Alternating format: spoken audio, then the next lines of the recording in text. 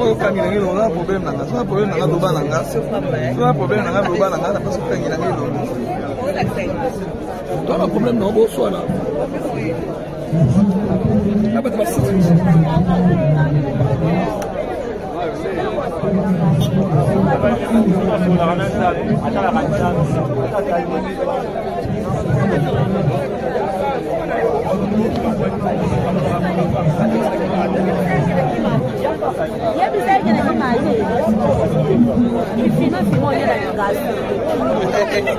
Pato, olha que lá magambo tem.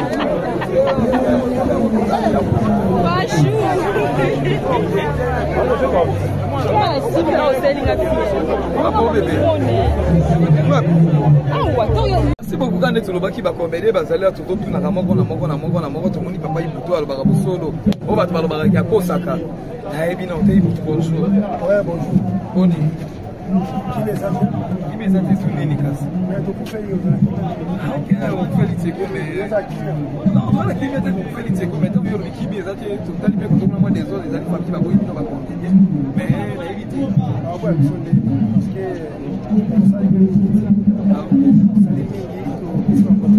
osali mingi na ndeni baki de condition na chichi pour la bâtiment le tabassé donc voilà tout ça mais quand même tant que baki uri osali mingi on va pas famille ba uri osali et c'est quoi ça la famille charge de monter à charge de côté pour ça la dame c'est que ça la mon qui on a la famille ebe vas-y charge de tinali ça va ça dit on a moto sali wana za so ko kina ngo so tima so ta zo bela moto aso ti ebe ba kina etina mais quand la famille ngi ba boyi ko za la bébé na matanga ba ngaba lexon para moko bo za bébé ba biloko lesquels qui déjà na ba image ba ne pas souya na invité message ni ko lancer ka ina ba problème na ba mais ça va qui ne va pas passer par na ko na ba ko ba et so na ko na ba on va salir programme c'est long par mois on va il fallait que on a moins de loin enfin ça que déjà pour avoir les ah oui parce que toi on a déjà na contact na sur la bienté na famille comme côté vraiment on se nous sans valeur parce que pour la bango ba ke ba za de bende ko na bango ba ke ko sobite eza la bango eza to mona tande relation ya suka na mutema na bango ba mutino tele bazo mona kelo ah taba oyo fallait que nous ba moko akola mukake soute akola mukasude ko fait ça la fête les autres ko za passe na mutema mutola ko mona kai soute na tele alors on va dire que jouer il faut couper ça dans le ya suka oni ya kimia la ndenge moko ya respect parce que baza ba do bango alors soit il no asa fanatique ti ko fa mutala pasi ti ko zoke on des gens de on va faire comme ba ya si pas mais quand on va comméder pour ça ba non pour tout le monde on a évité ko ba na ba de kana ki bino ya mwana quand même yo ibuto ba déjà mo solo parce qu'on a comméder parce que ba sur la vidéo on va tourner oui bah le va tourner voilà si bon si bon donc c'est ça bon batala ka bilo ya matanga oyo kufeli ya kutala so iko kufela ki moto sobani so za ki etel moto sobani donc ça y était allez si on va tourner c'est impossible ah c'est le journal mais qu'on a eu à il y a quel bella puis bon tu vas tournage vous comprenez mais ça m'a trop hein il y a 2 minutes ça va non que tournage de l'eau oh ah dans les cas là il est lobby il y a 2 minutes là tongo et avec tournage tout le monde va présenter ça va toi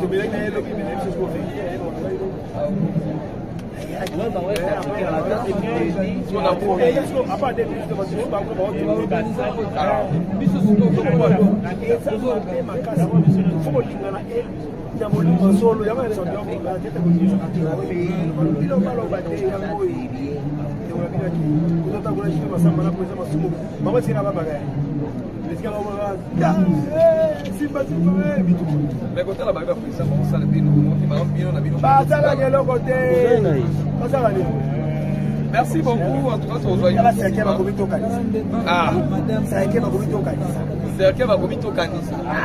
N'importe quoi, dire salama. Aux caché, pour le nom de son par amour. Ok. Merci beaucoup, en tout cas, on va manifestation, on a levé encore une édition de constitution. Alors, nous allons appeler monsieur Edith Bizioka qui va contribuer à la exhortation à la demande. Papa Edith Bizioka qui va aller à Zélia, Yohana. Je vais résister une minute. Merci beaucoup. Dieu est possibilité de la client. Et je vais avoir exhortation à l'éducation. Il est que vous l'avez que lui. Attends, il a dit que la réalité. L'exhortation a dit que les autres, chapitre 14, verset 1.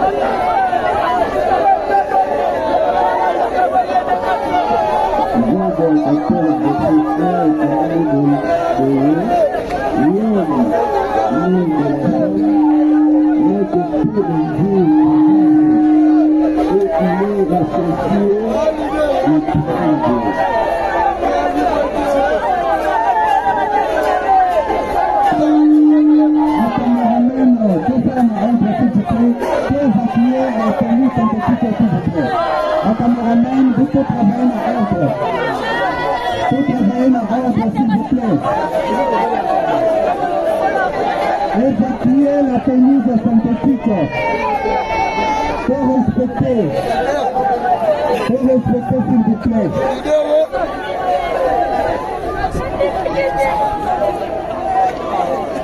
Évacuer la pelouse, s'il vous plaît. Évacuer l'espace. Vous n'avez pas respectez-vous, s'il vous plaît. Respectez-vous.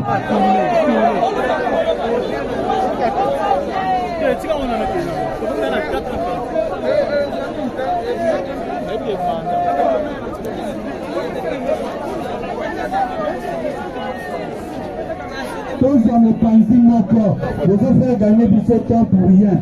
Vous allez perdre le temps. Tous à nos panzis encore, pour continuer tout ça, nous m'avons cambodgé là pour ça là. Il faut que les motifs qui ne deviennent pas awater. S'il vous plaît, tout le monde, tout pousse à la peine.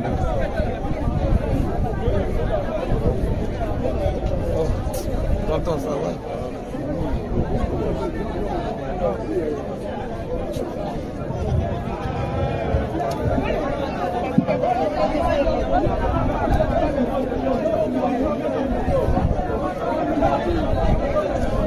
Méga Olo.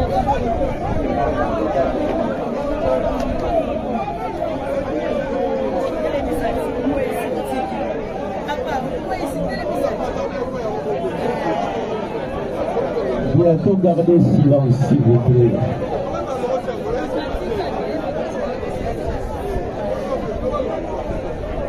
Pour garder silence. Les habitats autorisés aux exhortations. Avant toute chose, il faut que ça nous amène les deux choses.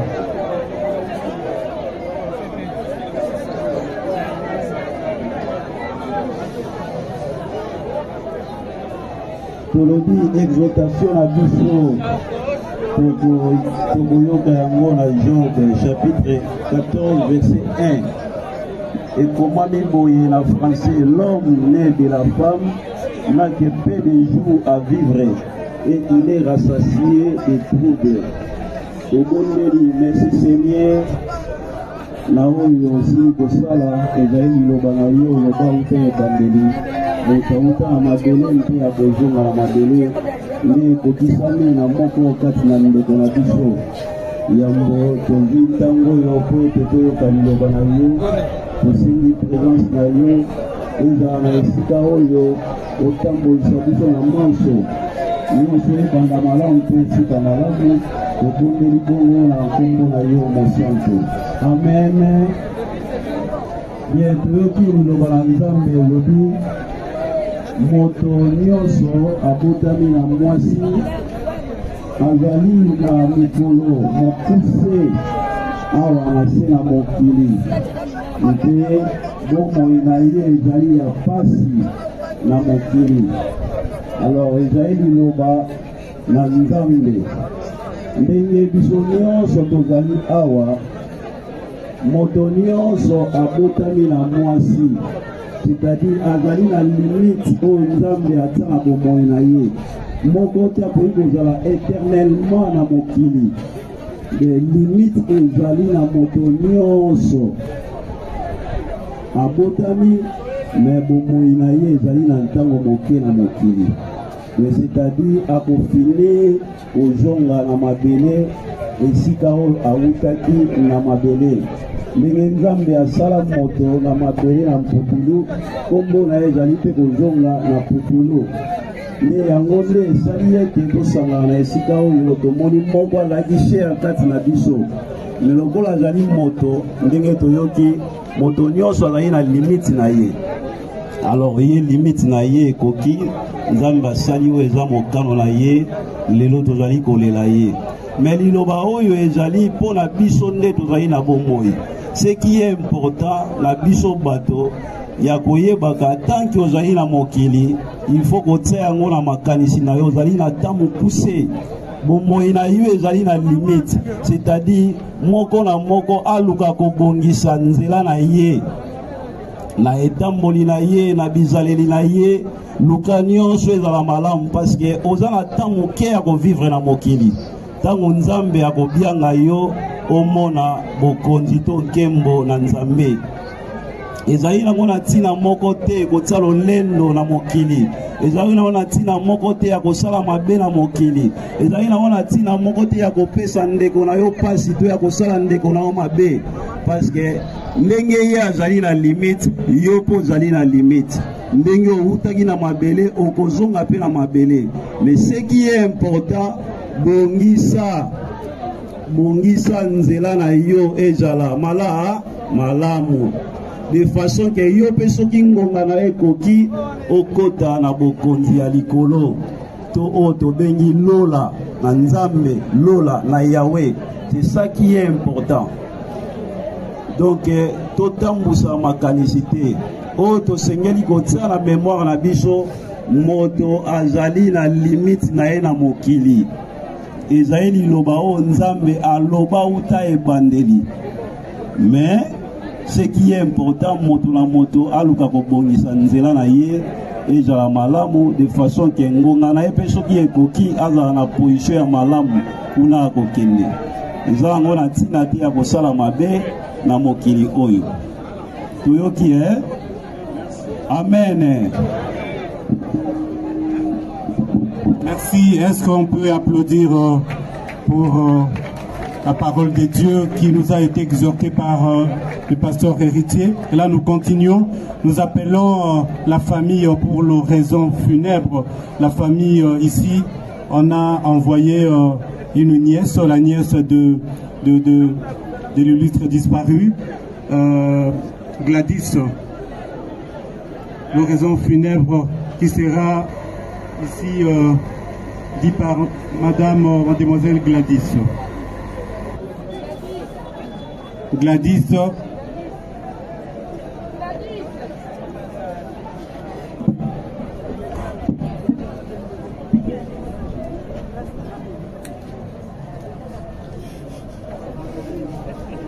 L'oraison funèbre.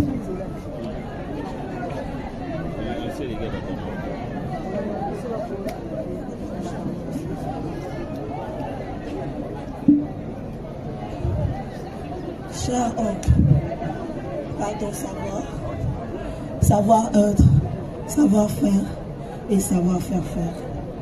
Tu irradies sans cesse les êtres qui avaient la chance de te côtoyer. Je pense notamment à ton sens de l'humour et de la comédie. Cette qualité te permettait d'apporter aux autres de la joie, de la bonne humeur, de la détente et qui sais-je encore. Pour toutes ces raisons et pour tant d'autres, nous te sommes reconnaissants, comme disait Cicéron.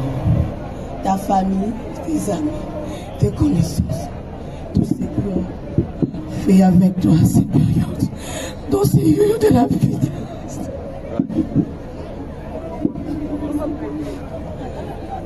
Et aujourd'hui, une énorme perte et le vide que l'air. Manifestation, on a levé encore une dizaine de possibilités.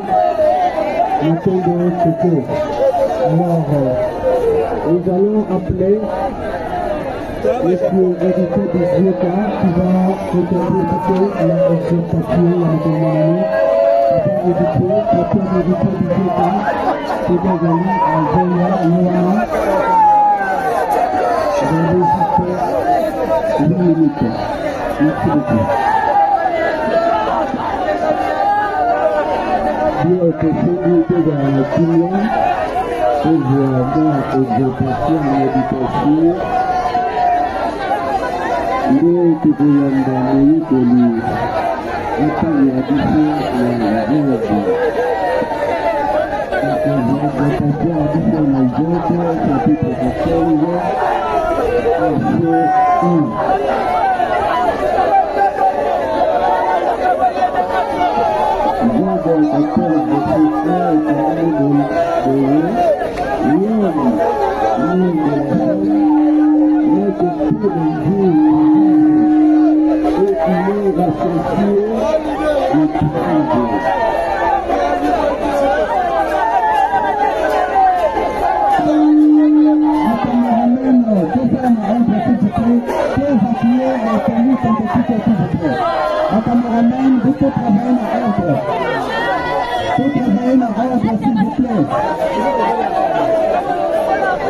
Évacuer la pelouse synthétique.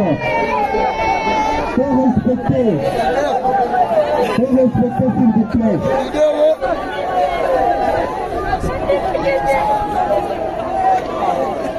Évacuer la pelouse, s'il vous plaît. Évacuer l'espace.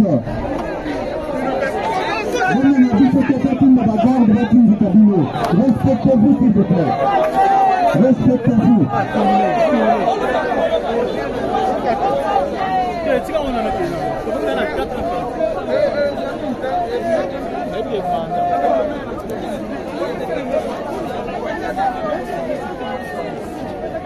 Tous en mopanzi moko, vous avez gagné 17 temps pour rien. Vous avez perdre le temps. Tous en mopanzi moko, pour continuer tout ça, nous m'accambons déjà pour ça là. Il faut que les motifs qui ne deviennent pas awater. S'il vous plaît, tout le monde, tout pour la peine de nous.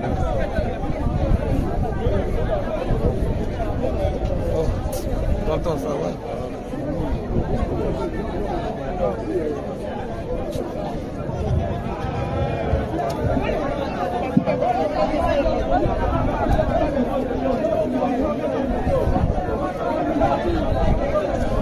Méga holo.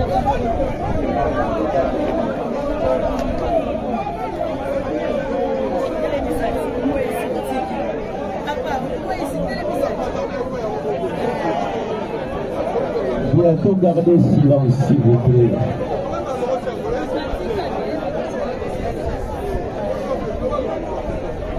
Pour garder silence. Les habitats autorisés contre l'exhortation. Avant toute chose, il faut que ça nous amène les deux choses.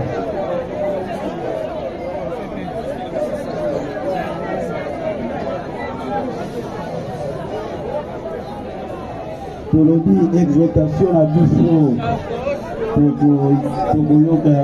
Job chapitre 14 verset 1. Et comment Biboye la français, l'homme né de la femme n'a que peu de jours à vivre. et il est rassasié des troubles. Au bon merci Seigneur. Naoyo aussi Kosala, Ezaïli Lobanayo, Lobaouté et Bandeli, Motauta Amadele, Mpe Abozonga Amadele, Ne Kokisame Namoko Katina Ndokonabiso, Yambo, Tovi Tango Yoko, Teto Kanilobanayo, Tosingi Présence Nayo, Eza Naesika Oyo, Otambo Isabiso Namanso, Nyonso Bandamala Mpe Sika Nalamu, Okundeli Bongo na Kombo Nayo Mosanto. Amen. Bien, toyoki liloba na Nzambe elobi moto nyonso abotami na mwasi azali na mikolo mokuse awa na se na mokili mpe bomoi na ye ezali ya pasi na mokili. Alors ezali liloba na Nzambe ndenge biso nyonso tozali awa moto nyonso abotami na mwasi, c'est-à-dire azali na limite oyo Nzambe ata na bomoi na ye moko te akoki kozala éternellement na mokili. De limite ezali na moto nyonso abotami me bomoi na ye ezali na ntango moke na mokili, c'est-à-dire akofinir kozonga na mabele esika oyo awutaki na mabele. Ndenge Nzambe asala moto na mabele na mputulu, kombo na ye ezali mpe kozonga na putulu. Nde yango nde esali ete tosangana na esika oyo tomoni moko azalaki chere kati na biso. Me lokola azali moto, ndenge toyoki moto nyonso azali na limite na ye.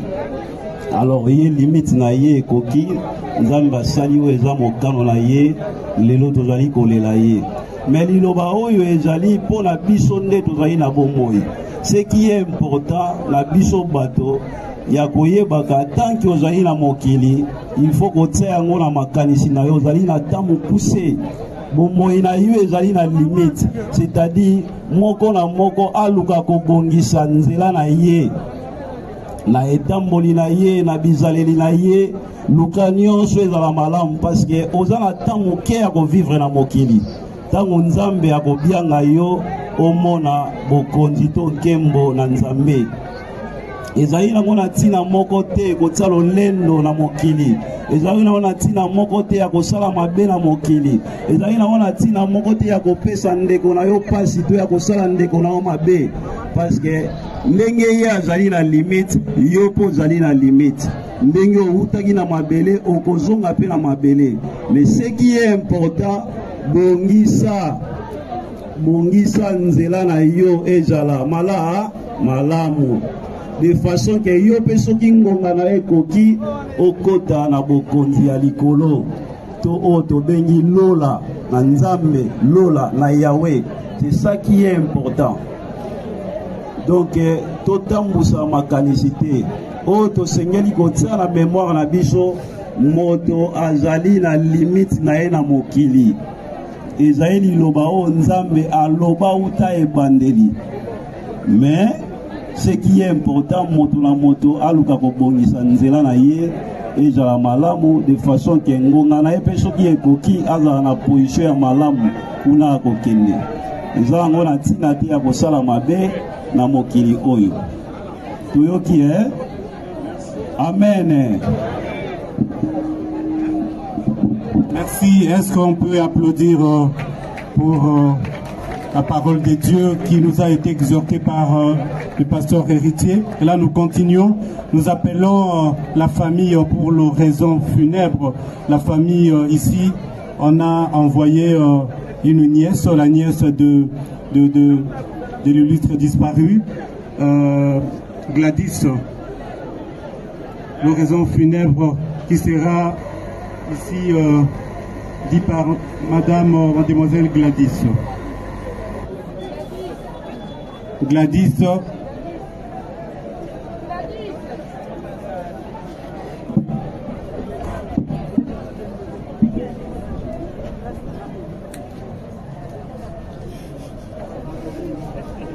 L'oraison funèbre.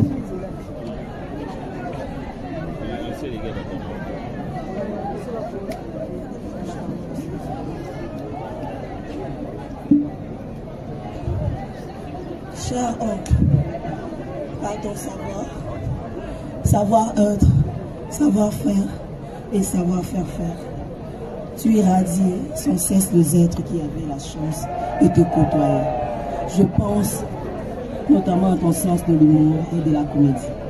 Cette qualité te permettait d'apporter aux autres de la joie, de la bonne humeur, de la détente et qui sais-je encore.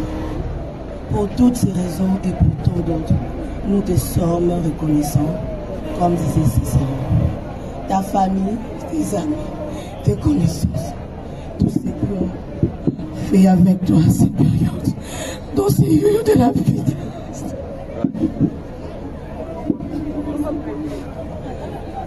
Et aujourd'hui, une énorme perte et le vide que l'air. Manifestation, on a levé encore une ambition de possibilité, le temps de checker.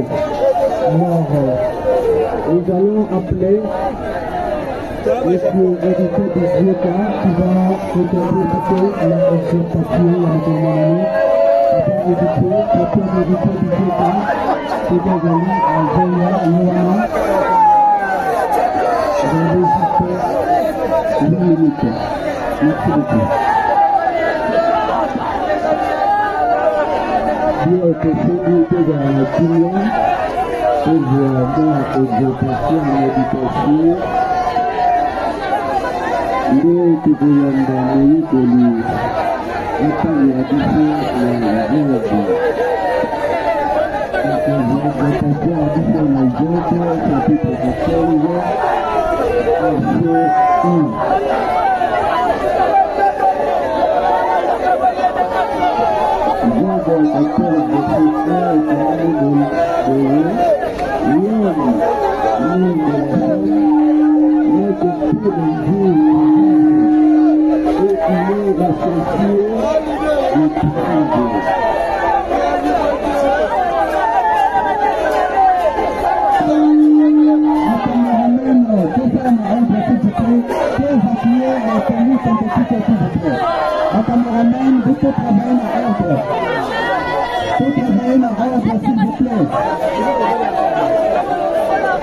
Évacuer la tenue synthétique.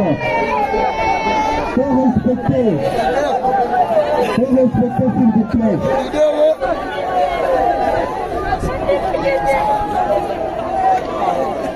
Évacuer la pelouse, s'il vous plaît. Évacuer l'espace.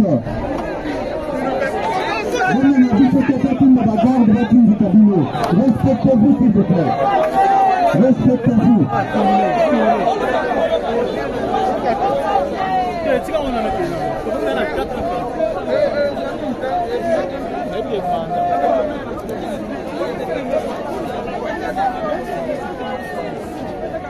Tous en épanzis encore. Vous avez fait gagner 17 ans pour rien. Vous avez fait du temps. Tous en épanzis encore. Tout continue. Tout ça, nous m'avons cambodé là pour ça là. Il faut que les motifs qui ne reviennent pas à Waté. S'il vous plaît, tout le monde, tout pour la peine de nous.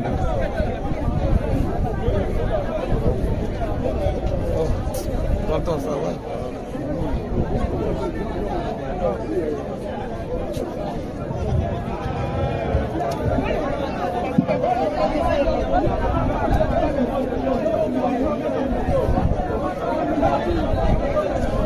Méga Olo.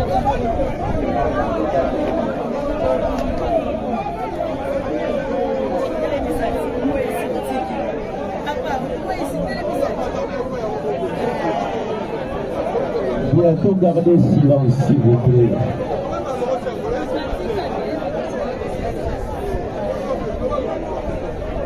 Pour garder silence. Les habitats autorisés contre l'exhortation. Avant toute chose, il faut que ça nous amène les deux choses.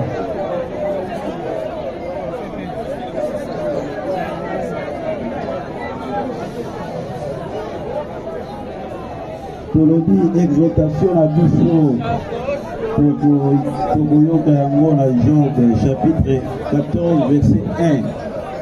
Et comment Biboye en français, l'homme né de la femme n'a que peu de jours à vivre. et il est rassasié des troubles. Au bon merci Seigneur. Na oyo aussi kosala ezali liloba na yo loba ute ebandeli ekauta na mabele mpe ya kozonga na mabele nde ekokisami na moko kati na ndeko na biso yambo tozwi ntango oyo po ete toyoka liloba na yo tosengi présence na yo ezala na esika oyo otambolisa biso na manso nyonso ebanda malamu mpe esika malamu tobondeli bongo na nkombo na yo mosantu amen.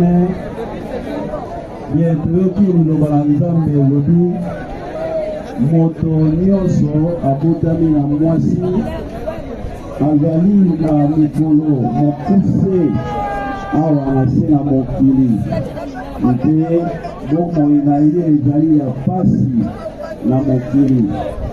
Alors ezali liloba na Nzambe ndenge biso nyonso tozali awa moto nyonso abotami na mwasi c'est-à-dire azali na limite oyo Nzambe atia na bomoi na ye moko te akoki kozala éternellement na mokili de limite ezali na moto nyonso abotami me bomoi na ye ezali na ntango moke na mokili mais c'est-à-dire akofine ozonga na mabele esika oyo awutaki na mabele ndenge Nzambe asala moto na mabele na mputulu kombo na ye ezali mpe kozonga na putulu nde yango nde esali ete tosangana na esika oyo tomoni moko azalaki shere kati na biso me lokola azali moto ndenge toyoki moto nyonso azali na limite na ye.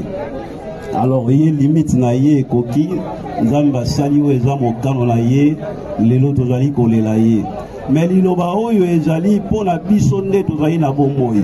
Ce qui est important na biso bato ya koyebaka tanki ozali na mokili il faut kotia yango na makanisi na yo ozali na temps mokuse bomoi na yo ezali na limite c'est-à-dire moko na moko aluka kobongisa nzela na ye na etamboli na ye na bizaleli na ye luka nyonso ezala malamu parce que oza na temps moke ya kovivre na mokili ntango Nzambe akobianga yo omona bokonzi to nkembo na Nzambe ezali nango na ntina moko te kotia lolendo na mokili ezali nango na ntina moko te ya kosala mabe na mokili ezali nango na ntina moko te ya kopesa ndeko na yo pasi to ya kosala ndeko na yo mabe parce que ndenge ye azali na limite yo mpo ozali na limite ndenge outaki na mabele okozonga mpe na mabele mais ce qui est important bongisa nzela na yo ezala malamu de façon que yo pe soki ngonga na ekoki okota na bokonzi ya likolo to o to bengi lola na Nzambe lola na Yahweh. C'est ça qui est important. Donc totambusa makanisite o to sengeli kotia na mémoire na biso moto azali na limite na ye na mokili ezali liloba o Nzambe aloba uta ebandeli mais ce qui est important moto na moto aluka kobongisa nzela na ye ezala malamu de façon ke ngonga na ye mpe soki ekoki azala na position ya malamu kuna akokende eza yango na ntina te ya kosala mabe na mokili oyo toyoki amen. Merci. Est-ce qu'on peut applaudir pour la parole de Dieu qui nous a été exhortée par le pasteur héritier? Et là, nous continuons.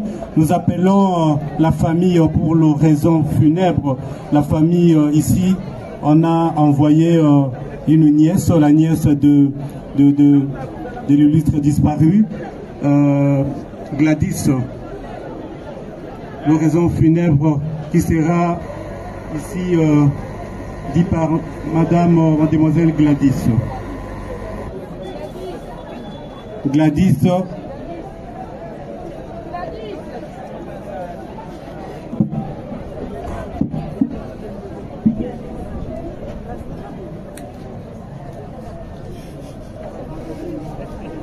L'oraison funèbre.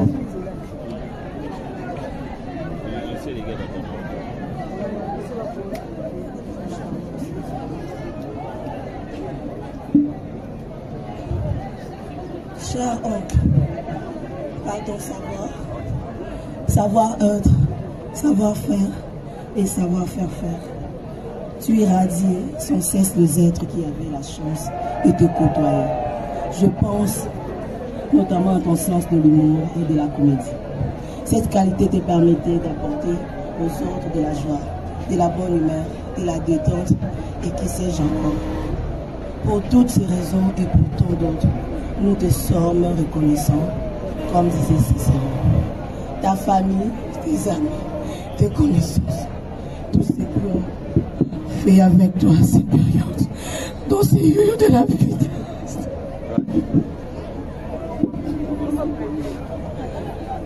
Et aujourd'hui, une énorme perte et le vide que